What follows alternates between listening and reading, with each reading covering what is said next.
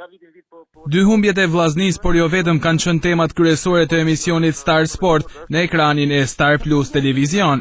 Ndër të tjera, përgjegjësi i Akademisë Vllaznia Alban Hasani konfirmoi se shumë lojtarë të huaj do të largohen nga Vllaznia në janar, sepse merkatoja ka dështuar. Nuk e di pse do të bëjmë bleme të reja, kur dështuam me këtë lojtar si sot do kishte 17 dhe do të jepet dorë rreth parë të largohen këta lojtarë 6 lojtar dhe të jepet mundësia lojtarëve shkodran me luajtë futboll paktën. Nuk është problemi i lekëve të Vllaznia.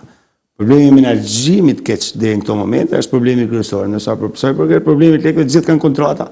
Nuk ka ku shkojnë tjetër, sidomos kur i kemi bashkinë i lek më të garantuar se çdo vend tjetër. Çdo gjë ka shkuar në hak vet. Me ato rezultate që ishin aty, unë mendova sepse gjithë ato ekipe janë ekipe që kanë shpenzuar shumë lek për të qenë në elitën e futbollit shqiptar dhe normalisht nuk ju lejoshin hapa falso as Partizanit as Korçës. Pjesë e diskutimeve ishte edhe futbolli i femrave dhe volejbolli.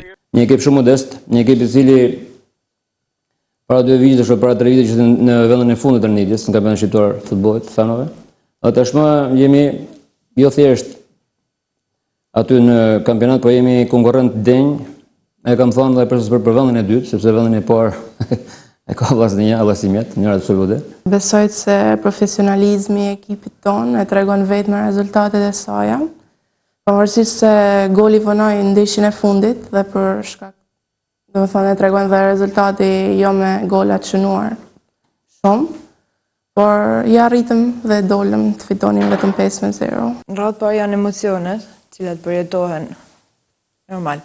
Demoralizimin në përhupje e kundërta në përfitore. Për këtë jena të punu shumë, edhe të mundon që mi shtu sa më shumë fitore, si në këtë fazë, si në fazën tjetër, edhe më mirë. Në Star Sport është diskutuar edhe për kategorinë e parë dhe ekipet e Akademisë Vllaznia, duke zgjeruar kështu temat e trajtuara për të gjithë teleshikuesit.